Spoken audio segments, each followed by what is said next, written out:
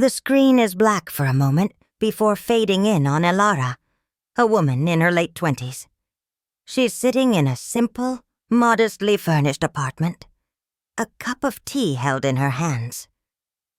She looks directly at the camera, her expression calm, but with a deep, weary wisdom in her eyes.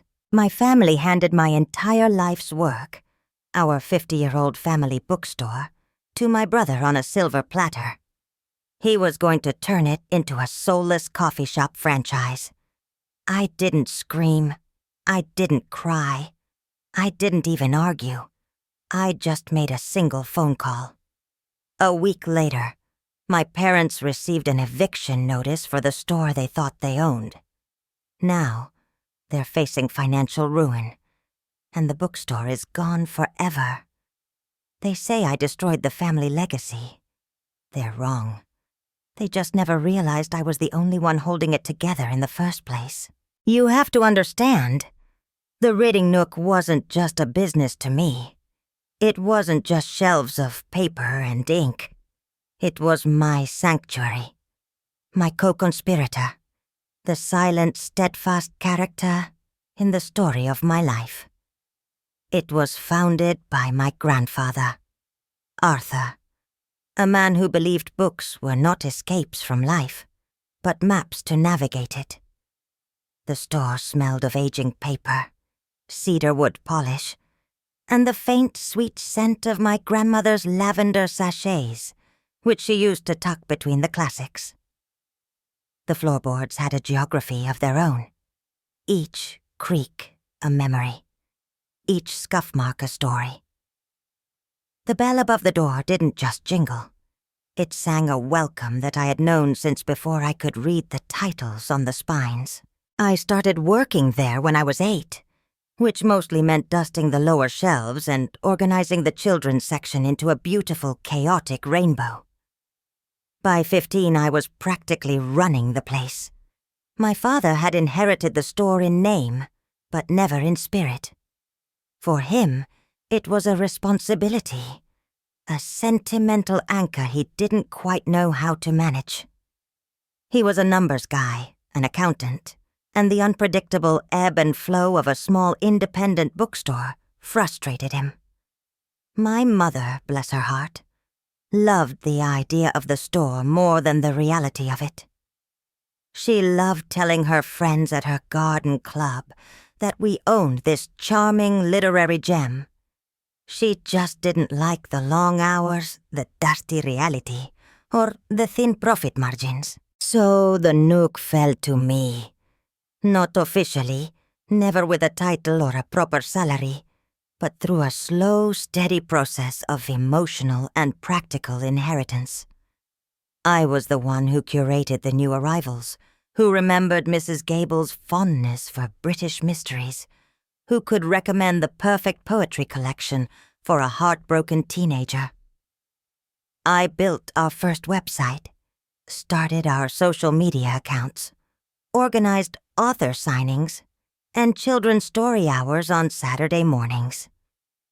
I poured every ounce of my spare time, my energy, my soul into those 4 walls. I gave up school trips, weekend parties, and a traditional college experience to keep it afloat, taking online courses at night so I could be there to open the doors every morning at 9. It was my choice, and I never regretted it. It felt less like a sacrifice and more like a calling. Then there was my brother, Liam, 2 years younger and a universe away in temperament. Liam was born with a spotlight following him. He was effortlessly charming, handsome, and had a knack for convincing people that his half-baked ideas were strokes of genius. He was the sun. I was the planet orbiting him, providing the gravitational pull that kept things from flying apart while he soaked up all the light. He never worked a single full day in the store. He'd breeze in occasionally, flash a movie star smile at the customers, make a mess of the coffee machine, and then leave to go meet his friends. leaving me to clean up. But to my parents, Liam was the future. He was the visionary. They'd listen, enraptured, as he talked about scaling and branding and market disruption. All words he'd picked up from podcasts, but never truly understood. They saw his ambition as a sign of greatness. My dedication, my quiet, consistent labor, was seen as, well, it was just seen as Elara being Elara. Dependable, stable, and completely, utterly taken for granted. They loved me, I suppose, in the way you love a sturdy piece of furniture. You know it's there. You rely on it, but you don't really see it until it's gone. And I was fine with that. Or, at least, I told myself I was. I had the store, and for a long time, that was enough. I was living inside my favorite story, and I didn't realize someone else was already writing the ending. The injustice didn't arrive like a thunderclap. It was more like a slow creeping dampness, the kind that seeps into the walls of an old house until the very foundation is compromised. It was 1,000 tiny cuts, each one so small you could almost convince yourself it didn't happen. It was the way my parents would praise Liam for an idea that I had brought up a week earlier. I'd suggest hosting a local poetry slam, and my dad would wave it off. Elara, we don't have the budget for risks right now. Let's stick to what works. A week later, Liam would say, you know what would be cool? Like a poetry night. Get some fresh energy in here. And my father would light up. Now that's what I'm talking about. Initiative. Liam, son, that's a brilliant idea. Let's make it happen. And I would be the one to organize it, send the emails, set up the chairs, and then watch as my dad clapped Liam on the back, telling everyone this was all his idea. It was financial. Every penny the store made, I meticulously documented and reinvested. I'd haggle with suppliers, repair leaky pipes myself instead of calling a plumber, and use my own modest savings from my online courses tutoring gig to buy a new cash register when the old one finally died. I wanted to build a small reserve, a cushion for the lean months. But that fund never had a chance to grow. It was constantly being raided. Liam needs a new laptop for his networking ventures, my mom would explain, as if it were a non-negotiable business expense. Liam's car broke down. He needs it to get to his internship interview, my dad would say, already writing the check. That internship, by the way, was an unpaid position at a friend's startup that he quit after 3 weeks. They never saw it as taking from the store. They saw it as investing in Liam's future. My future, apparently, was already set. I was the store. I didn't need investment. I was an asset that was already performing. The emotional toll was heavier. I became the family's shock absorber. When my dad had a bad day at his firm, he'd come to the store and complain about how the numbers weren't adding up. When my mom was stressed about a social event, she'd call me to vent, knowing I would listen patiently. But when I was overwhelmed, when sales were down, and I was worried about making payroll for our one part-time employee, their advice was always the same. You're so strong, Elara. You'll figure it out. It wasn't a compliment. It was a dismissal. It was a permission slip they wrote for themselves to not have to worry about me. I remember one Christmas, I spent weeks handcrafting a beautiful window display based on the Nutcracker. I used old books to build a castle, strung fairy lights everywhere, and even made little paper ballerinas. It was magical. Customers were stopping on the street to take pictures. I was so proud. Liam came in on Christmas Eve, took one look and said, It's a little old-fashioned, isn't it? A bit kitschy." My mother, who had barely glanced at it before, suddenly looked at it with new, critical eyes. "He has a point, dear. Maybe something more minimalist next year." My heart just deflated. It felt like he could change their perception of reality with a single, careless sentence. Meanwhile, his gift to them was a framed stock photo of a beach he'd bought at a home goods store. They raved about his eye for modern aesthetics. They hung it in the living room. My display was taken down on December 26th. This was the rhythm of our lives. I would build, and Liam would be credited with the architecture. I would mend, and Liam would be praised for the vision of a seamless whole. I was the foundation, the plumbing, the wiring, all the essential invisible things that make a house a home. Liam was the new coat of paint, the fancy doorbell, the thing you showed off to guests. And my parents were the proud homeowners, completely oblivious to the fact that the structure was groaning under the strain, and that the person keeping it from collapsing was getting tired. Very, very tired. The breaking point came, as those things often do, on a perfectly ordinary Sunday. My parents had called a family meeting, which was always a bad sign. It meant a decision had been made, and my presence was required for the performance of consensus. We gathered in the living room, the one with Liam's framed stock photo hanging in a place of honor.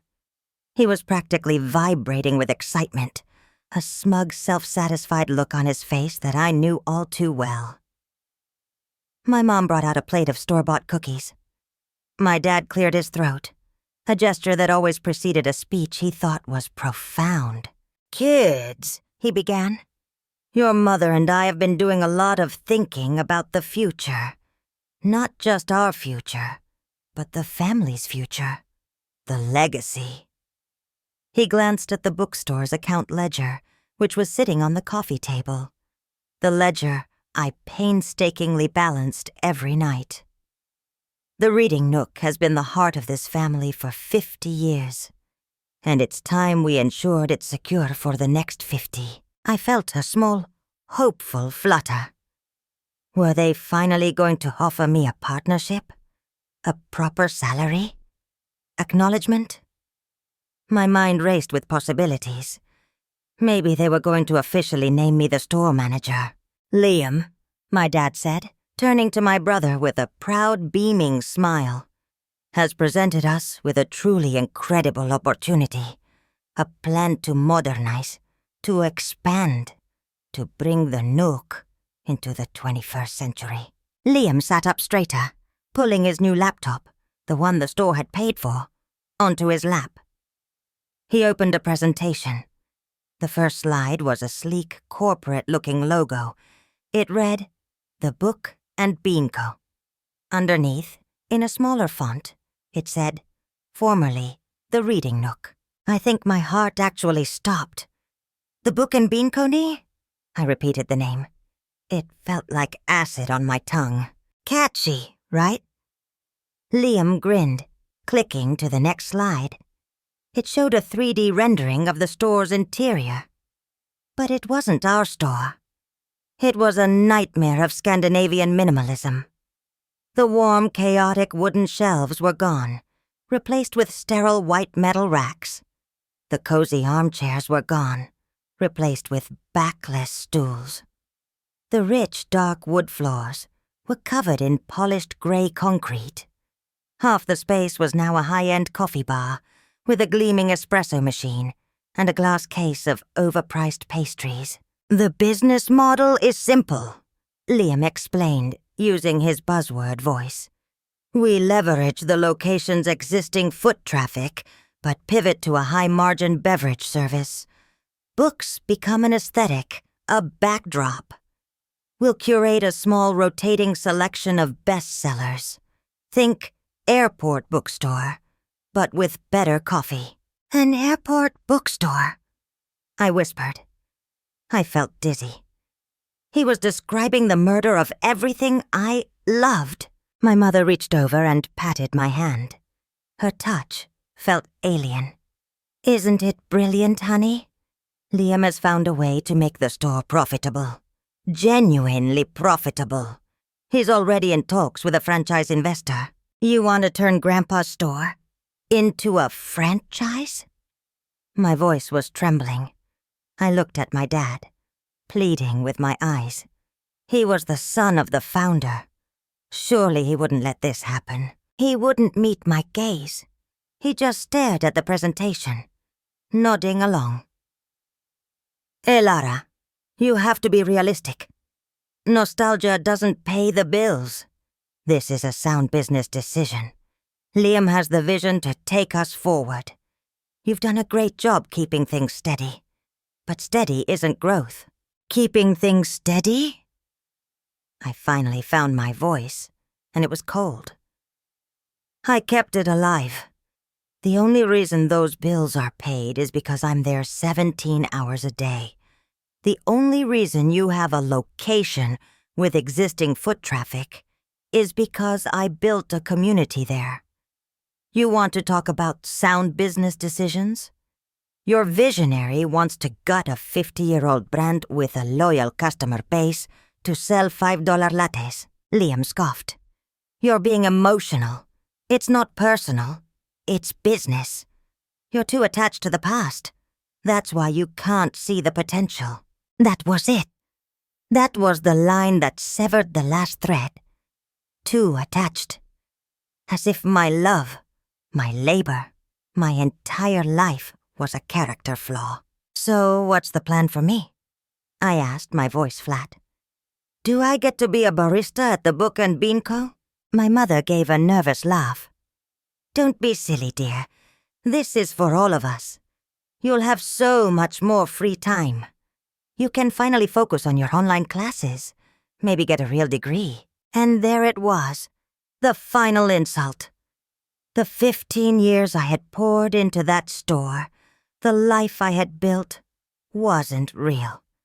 It was just a placeholder until my brother came along with his PowerPoint presentation and his empty corporate dreams. They weren't just taking the store. They were erasing me from its story. They were telling me that my life's work had been nothing more than a hobby. I didn't explode. I didn't cry. A strange, terrifying calm washed over me. It was the kind of calm that comes after a devastating storm, when the wind finally stops and all you can see is the wreckage. I looked at their faces, my father's determined pride, my mother's anxious appeasement, my brother's smug triumph, and I saw them for what they were. Strangers. They didn't know me at all. I stood up slowly. Excuse me, I said, my voice unnervingly polite. I think I need some air. I walked out of the room, my footsteps silent on the carpet. I didn't go outside. I went to my bedroom, the small room at the back of the house that overlooked the garden. I closed the door, and the sound of their excited chatter about renovation permits and branding strategies faded away. For a moment, I just stood there in the quiet, my hands shaking. I could feel the grief, the rage, the betrayal churning inside me like a toxic cocktail. I wanted to scream. I wanted to throw things. I wanted to run back in there and tell them exactly what they were destroying. But I didn't.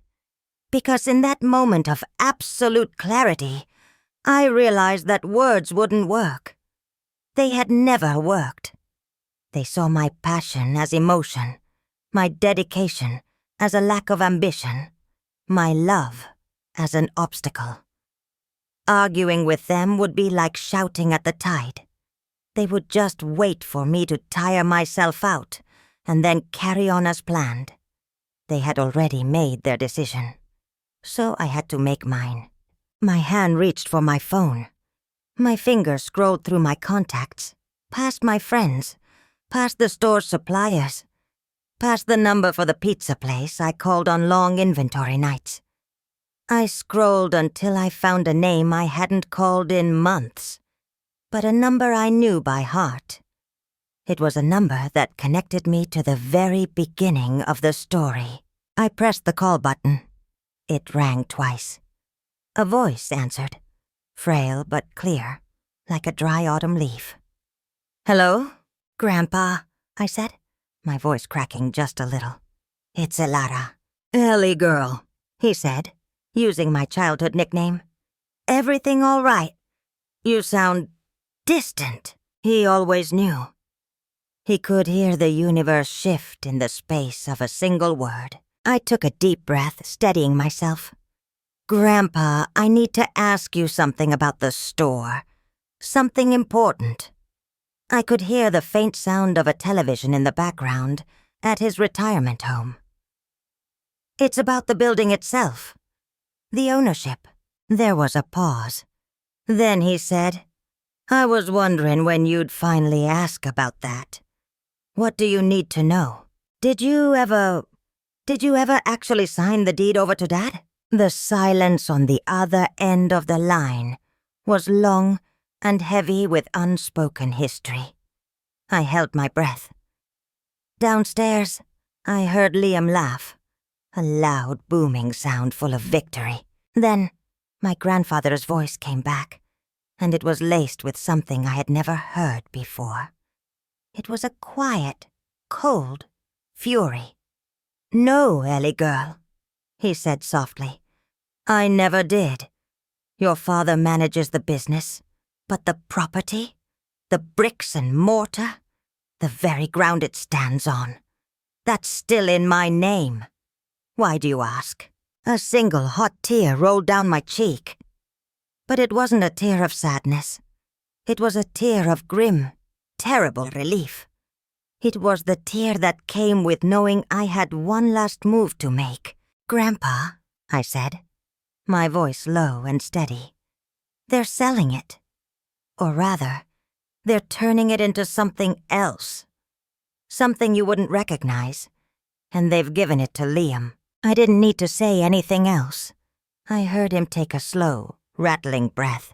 "I see," he said. And in those two words, I heard 50 years of love for his creation and a lifetime of disappointment in his son. "Elara, what do you want me to do?" I closed my eyes, picturing the store. The worn spine of a beloved classic, the smell of old paper, the gentle chime of the bell. And then I pictured the cold gray concrete and the sterile white shelves of the book and bean cone. "I want you to save it," I whispered, "even if it means we have to lose it."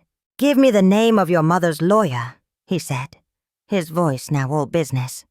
"The good one, not the cheap one your father uses." I gave him the information. We said our goodbyes. I hung up the phone. I sat on my bed for another minute, maybe 10. I don't know. Time had lost its shape. Then I stood up, walked out of my room, and went back to the living room. They were all huddled around Liam's laptop, looking at color swatches for the new branding. My mother looked up as I entered. "Feeling better, dear?" she asked, that same placating smile on her face. "Yes," I said. "Much. I'm going to head over to the store. Just need to close up a few things." "Oh, don't worry about that," my dad said cheerfully. "Liam and I can handle it from here on out. You take a break. You've earned it." He meant it as a kindness, but it felt like a dismissal, an execution. I just nodded. I walked to the front door, put on my shoes, and picked up my keys. I didn't take my coat. I didn't take my bag. I just walked out. As I closed the door behind me, I heard my dad say to Liam, "See, I told you she'd be reasonable."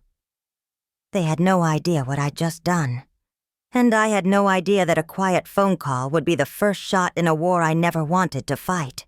To understand why I made that call, why I didn't just break down and accept it, you have to understand that this wasn't the first time they had erased me. It was just the most definitive. The history of my family is written in invisible ink, and I was the one they kept writing over. This dynamic, the worship of Liam's potential, and the exploitation of my reliability, was woven into the fabric of my childhood. I remember when I was 10, I spent an entire summer building the most elaborate model of a castle in our backyard. I used stones from the creek, moss for the ramparts, and painstakingly glued together popsicle sticks to make a working drawbridge. It was my kingdom. I was so proud of it. My grandfather, Arthur, would come over and inspect my progress, offering serious advice on structural integrity and fortification. He treated my creation with respect. The day I finished it, Liam, who was 8, wanted to play with it. My mom told me to share. "Be nice, Elara. He looks up to you." I reluctantly agreed. I went inside for 5 minutes to get a glass of lemonade, and when I came back, he had improved it. He decided it needed a moat. He had taken the garden hose and flooded the entire thing. My stone walls collapsed into mud. The moss was washed away. The drawbridge was a soggy, broken mess. I didn't even yell. I just stood there, my heart broken, looking at the ruin of my summer's work. When my parents came out to see what was wrong, Liam started crying. Big theatrical tears. I was just trying to make it better. I wanted it to be a real castle. And my parents, they comforted him. My dad tousled his hair and said, "It's okay, son. That's a boy with imagination." My mother hugged him and said, "Don't cry, sweetie. It's just a pile of rocks." She turned to me, my face streaked with silent tears, and her expression was one of mild annoyance. "Elara, don't be so dramatic. It's not the end of the world. You can build another one." I never did. I learned my lesson that day. Don't build things where Liam can reach them. Don't get attached to your own creations. Don't be dramatic. Your work is disposable. His feelings are not. My grandfather was the only one who understood. He came over the next day, looked at the muddy wreck, and then looked at me. He didn't say, "You can build another one." He said, "He had no right to destroy what you built." He then quietly helped me salvage what few stones we could, not to rebuild, but as an act of bearing witness to the loss. This pattern repeated itself endlessly. When I won the school spelling bee in 7th grade, my parents said, "That's nice, dear," before spending 20 minutes talking about how Liam had scored a goal in his soccer game. When I got a top-tier scholarship for a summer writing program, they worried about the logistics. "It's so far away, Elara. And who will help out at the store?" But when Liam wanted to go to a month-long, incredibly expensive sports camp on the other side of the country, they cashed in savings bonds. "It's an investment in his future," they'd said. "It could lead to a college scholarship." He went to the camp, had a great time, and came back with no scholarship offers. It was never mentioned again. The money was just gone. The store became my only safe harbor. It was the one place where my contributions were tangible, undeniable. The sales figures, the happy customers, the perfectly organized shelves, they were proof of my existence, of my competence. It was the one kingdom Liam couldn't easily destroy, because he wasn't interested enough to try. He saw it as boring, old, and dusty. A backdrop to his much more interesting life. But as we got older, that changed. As his post-high school life failed to launch with the spectacular success everyone had predicted, a series of dropped college courses, short-lived jobs, and failed ventures, the store began to look different to him. It wasn't a dusty relic anymore. It was an asset, a safety net, a lump of clay he could mold into his next grand vision. The Book and Bean Company idea wasn't his first attempt to colonize my world. A year earlier, he'd tried to convince my dad to let him run a crypto advisory service out of the store's back office. He'd spent a week telling every customer who came in about the blockchain, despite knowing almost nothing about it. He only stopped when Mrs. Gable threatened to call the Better Business Bureau after he tried to convince her to put her pension into Dogecoin. My dad called it a learning experience. I called it a near disaster that I had to smooth over for weeks. So when they sat there, beaming about his PowerPoint presentation, I wasn't just seeing the end of the bookstore. I was seeing the final, inevitable conclusion of a story that had started with a ruined mud castle in the backyard. They would always give him the hose. They would always tell me not to be dramatic. They would always let him destroy what I had built and call it imagination. That phone call to my grandfather wasn't an act of revenge. It was an act of preservation. It was the only tool I had left. They had spent my entire life teaching me that my voice didn't matter, that my work was temporary, that my feelings were an inconvenience. The only thing they seemed to respect was power, ownership, the cold, hard lines on a property deed. So, for the first time in my life, I decided to use them. They had forgotten about the one person who saw the real value in the store, and in me. They had forgotten about Arthur, and in their arrogant blindness, they had left the keys to the kingdom in the one hand they couldn't control. His. The first tremor arrived not as a dramatic confrontation, but as a crisp, cream-colored envelope in my parents' mailbox. It was delivered by certified mail, which was the first sign this wasn't a friendly correspondence. I wasn't living at home anymore. After that Sunday meeting, I had quietly packed a bag, telling them I was staying with a friend for a while to give them space for the transition. They were so relieved by my compliance that they didn't even question it. I was staying on the couch of a kind friend from one of my online classes, feeling like a refugee from a war only I knew was being fought. My mother called me that afternoon. Her voice was thin, reedy, laced with a confusion that was rapidly curdling into panic. "Elara, we received a letter from a law firm.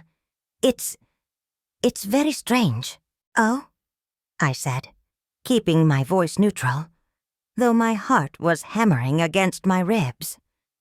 "What does it say?" It's a notice," she stammered. "A formal notice to vacate the premises at 43 Cherry Street within 90 days. 43 Cherry Street. The address of the reading nook. It says the property owner is terminating the long-standing at-will tenancy agreement. But that's impossible. We own the building." "Do you?" I asked softly. There was a sharp intake of breath on the other end. "What do you mean, do we?" "Of course we do. Your father has managed it for 25 years.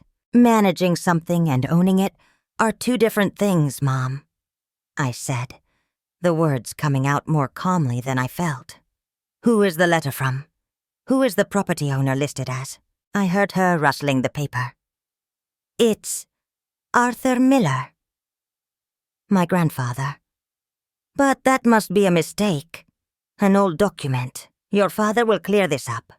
But he couldn't, because it wasn't a mistake. The next call was from my father. There was no confusion in his voice, only pure, undiluted rage. "What did you do?" he roared into the phone. "This is you! You went crying to your grandfather, didn't you? You poisoned him against us."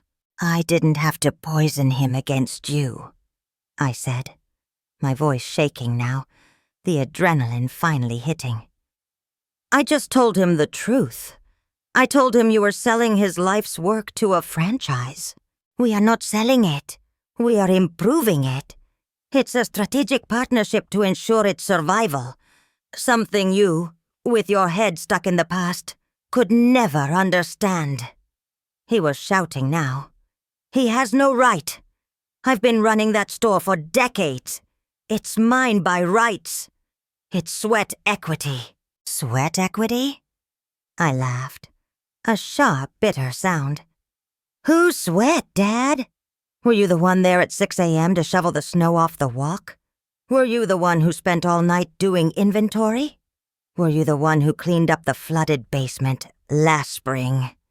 That was my sweat. The only thing you invested was my time."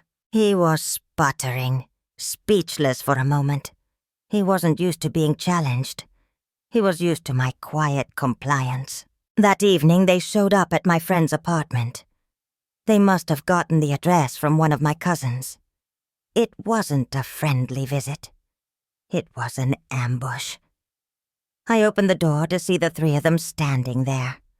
My father, red-faced and looking like he was about to explode. My mother, her face a mask of tragic, wounded betrayal. And Liam, standing slightly behind them, looking sullen and annoyed, like this was all a massive inconvenience that was delaying his brilliant future. "We need to talk," my father said, trying to push past me into the apartment. I stood my ground, blocking the doorway. "We are talking," I said. My mother stepped forward, her voice dripping with manufactured sweetness. "Elara, darling, we know you're upset. We should have included you more in the planning. But you have to understand, this is a terrible mistake. You've made your grandfather, an old, confused man, do something that will destroy this family." "He's not confused," I countered. "He's the clearest one of all. He's the only one who remembers what that store is supposed to be. It's supposed to be a business that makes money." Liam finally piped up, his voice petulant. "You're ruining my deal. The investors are going to walk. This was my shot." "Your shot?" I turned my gaze on him, and for the first time he flinched. "Your shot at what? At taking the one thing I ever had, the one thing I ever built, and turning it into a monument to your own ego? You didn't earn that store. You haven't worked a single honest day in it in your life. You just assumed it was yours for the taking." "It's our family legacy," my mother cried, tears welling in her eyes.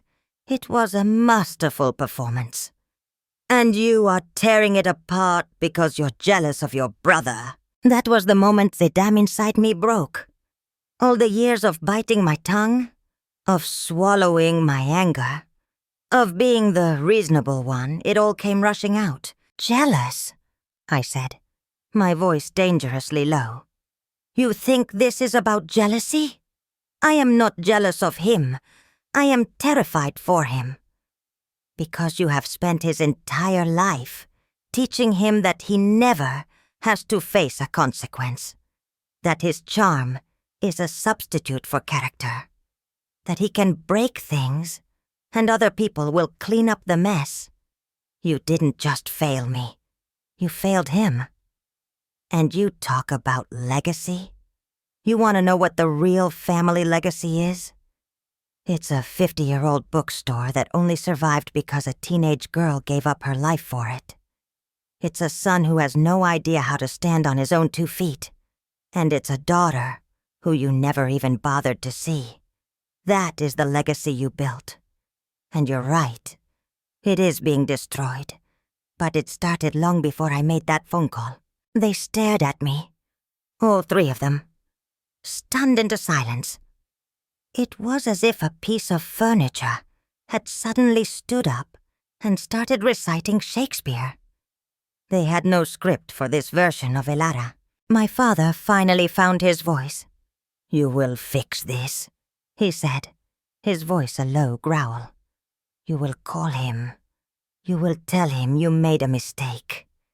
You will get him to stop this." "No," I said, and the word felt powerful, solid, real. "I won't." I looked past them, at the setting sun. The confrontation wasn't cathartic. It didn't feel good.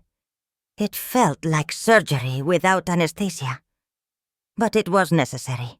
"You have 90 days, I said, my voice flat. "I suggest you spend less time trying to bully me and more time figuring out how to pack." And with that, I closed the door. I leaned against it, my body trembling from head to toe, and listened to their indignant, furious voices fade as they walked away. The war had begun, and I had just learned that the truth, after years of silence, can be the most powerful weapon of all. The 90 days was a slow-motion demolition. The eviction notice wasn't a bluff. My grandfather, Arthur, was resolute. His lawyers were ironclad. My parents, after their initial blustering and threats, tried a different tactic. A campaign of guilt and manipulation waged through the extended family. My phone started ringing with calls from aunts and uncles I hadn't spoken to in years. The narrative they'd been fed was a masterpiece of revisionist history. I was the unstable, ungrateful daughter. I had become possessive of the store, unable to handle the idea of my successful business-savvy brother taking the reins. I had manipulated my frail, aging grandfather, preying on his sentimentality to sabotage a brilliant business deal that would have secured the family's future. It was a story designed to isolate me, to paint me as the villain in a tragedy of their own making. Some of them bought it. My Aunt Carol called to tell me I was breaking my mother's heart. My Uncle Mark left a voicemail saying I needed to learn some respect. But something unexpected happened. Some of them didn't buy it. My grandfather wasn't some doddering recluse. He was sharp, lucid, and well-respected. He started making his own calls. He didn't bad-mouth my parents. He just told the truth, calmly and factually. He explained the book and bean comedy plan. He talked about his original vision for the store, and he told them how I, Elara, had been the one to keep that vision alive for 15 years, without praise or proper compensation. The tide began to turn. The family started asking my parents questions they couldn't answer. Why hadn't Elara ever been paid a real salary? If the store was a family legacy, why was her contribution so invisible? If Liam's plan was so brilliant, why did it involve erasing every trace of the store they all remembered and loved? The cracks in their story began to show. Meanwhile, the reality of the eviction set in. They had to liquidate 50 years of history. My father, the numbers guy, was completely out of his depth. He didn't know the value of the inventory. He didn't know which books were rare first editions and which were worthless paperbacks. He had to hire an outside liquidator, a stranger who walked through the store with a clipboard, putting price tags on my memories. I couldn't bear to watch it, but I did go. Once, in the final week. The store was a chaotic mess of boxes and everything must go signs. The cozy armchairs were gone. The shelves were half empty. My father was there, looking lost and aged. Liam was nowhere to be seen. He, I later found out, couldn't handle the negative energy and had gone on a networking trip to the city, funded by what was left of his investor money. My father saw me standing by the door. He didn't yell. The fight had gone out of him. "Look at this," he said, his voice hollow. "Your grandfather is destroying everything." "No," I said softly. "You did this. This is the consequence of your choices. You chose a PowerPoint presentation over a person. You chose a brand over a history. You chose him over me, over and over again." He just shook his head, unable to comprehend. In his mind, he was the victim. He would always be the victim. The final day of the liquidation was also the day the 90 days were up. The store was empty. Just a few stray papers on the floor and dusty outlines on the walls, where the shelves had been. A ghost of a place. The liquidator handed my father a check for a fraction of what the inventory was worth. I heard from my cousin that my parents had to take out a second mortgage on their house to cover the debts Liam had racked up and the taxes my father had deferred for years. The Book and Bean Company franchise deal had evaporated the moment the eviction notice was served. The investors weren't interested in a location-less brand. I didn't feel triumphant. I felt a profound, aching sadness. I had won, but what had I won? An empty building and a fractured family. I had saved the store from becoming a soulless cafe, but I had to burn it to the ground to do it. My grandfather and I met for coffee the next day. He looked tired, but peaceful. He slid a thick envelope across the table. "This is the proceeds from the liquidation," he said. "Every penny, plus some of what I've saved over the years. It's yours." I stared at it. "Grandpa, I can't take this." "Yes, you can," he said firmly. "I didn't do this for me, Ellie girl. I did it for you. You earned this. This is 15 years of back pay. This is your severance. This is your start." He paused, stirring his coffee. "I know this was hard. I know you loved that place." "It was the only home I ever really had," I whispered. "No," he said, reaching across and taking my hand. His skin was like paper, but his grip was strong. "A home isn't four walls. A home is a place where you are seen. That place stopped being your home a long time ago. Now you get to build a new one." The aftermath was quiet. My parents and I entered a period of cold, silent estrangement. Liam, I heard, moved to another state to live with a friend, chasing another get-rich-quick scheme. The family was fractured, split into camps. But I was, for the first time, free. The weight of that store, the weight of their expectations and their blindness, was finally lifted. With the money my grandfather gave me, I didn't try to recreate the past.